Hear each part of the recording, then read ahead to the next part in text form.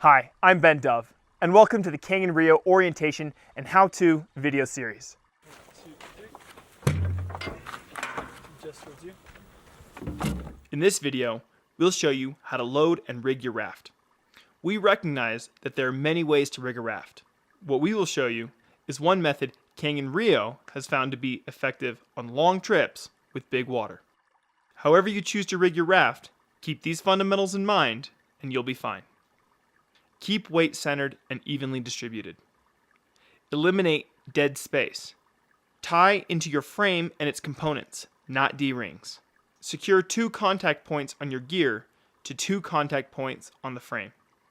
Start by loading the coolers.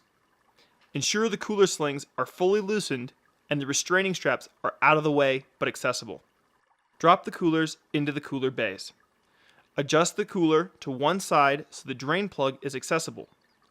Adjust the cooler slings so the strap buckles are low on the cooler. This allows you to easily raise and lower the cooler. When it comes time to drain your coolers, simply unplug the drain, use the straps to raise one end of the cooler, and allow the water to drain. Secure the coolers by attaching the restraining straps over the top of the coolers. With most coolers, there will be dead space between the cooler and raft tube. This is a convenient place to store a water jug. Secure the jug by running a strap between the bars of the cooler bay and through the handle of the water jug. A good way to keep weight centered and evenly distributed is to load your center deck. At Canyon r.e.o., we use ammo cans and captain's boxes to store food and camp supplies. 1 captain's box or up to 3 ammo cans will fit on each side of your center deck, like this. Some folks don't like having this many boxes on their center deck. That's fine. We'll go over other places to rig boxes next. When selecting what to put on your center deck, consider items you will need to access first, most frequently, and most quickly. An effective way to secure cans is to preset 9-foot straps at each of the outermost tie-down points. Run both ends of the strap through the handle of the box. Then, continue with just the tail of the strap over the top, through the other handle, through the tie-down point, and back to the top of the box. Thread the tail of the strap through the buckle and tighten. Pay attention to where the buckle of your strap is positioned. You want it to remain accessible.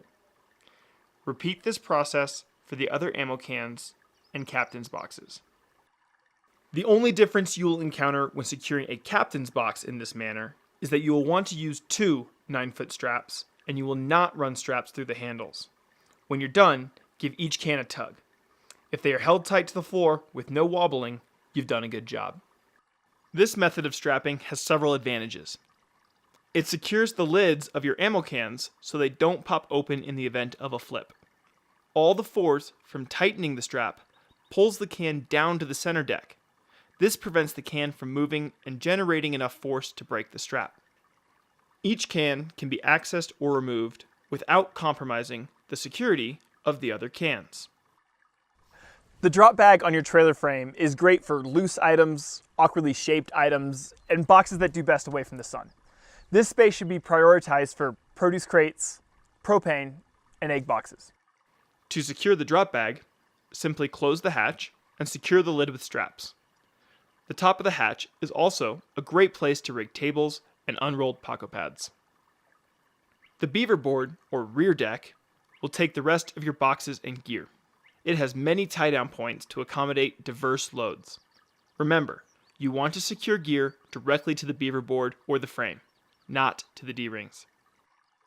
The Beaver Board typically has layers of gear on it. Boxes get tied down to the board, drinks and loose items get tucked around the outside, and dunnage such as personal bags and chairs are secured over the top, holding it all down. You may find it convenient to preset 9-foot straps at the 4 corners of your Beaver Board before loading. Start loading the Beaver Board by placing any large boxes against the frame. At Canyon r.e.o., this will be your bread and comm boxes. Secure this box with 2 9-foot straps, as we did on the center deck.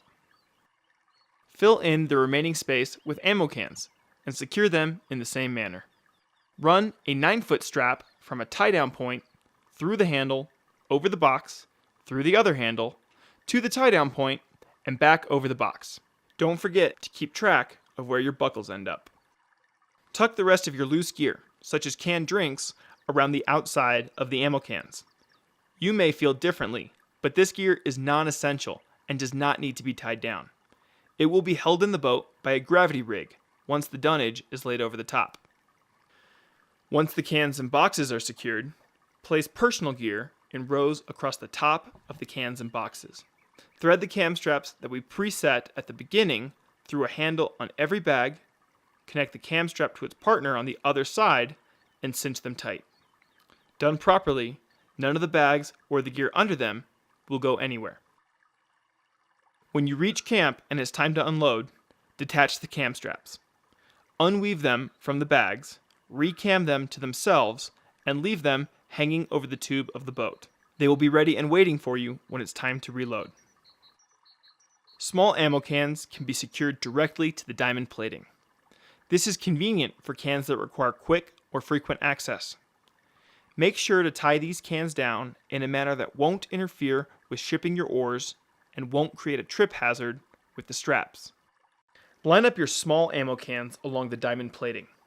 Run a cam strap over the ammo cans, making certain to go through their handles. Next, pass the tail of the strap under the diamond plating and go back to the buckle on top of the cans. This can take some doing, but will result in cans that are accessible during the day without disturbing the person at the oars. The final step is to set your oars. Place the oar towers in the oar mounts and secure them with the provided Allen key. The oar mounts and towers are adjustable and will need to be tightened every few days and before major rapids. King and r.e.o uses Sawyer and Cataract counterbalanced oars. These oars can be set for feathering or locked in the power stroke position by flipping the reversible oar right. Mount the oars by sliding them, blade first, into the oar towers until the oar is stopped by the oar right. Sit down, as if to row, and make sure the oar handles are equidistant and positioned where you want them. Secure the spare oars, blade forward, with the spare oar straps.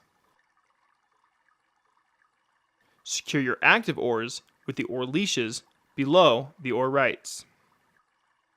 There you have it. Your raft is loaded, rigged, and ready to go downstream.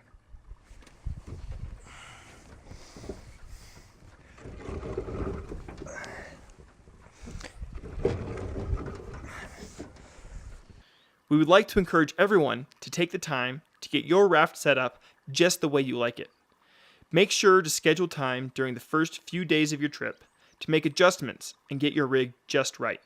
A small annoyance at the beginning of your trip can turn into a giant pain over the course of many days, while a smooth and efficient rig can add greatly to the enjoyment of your trip.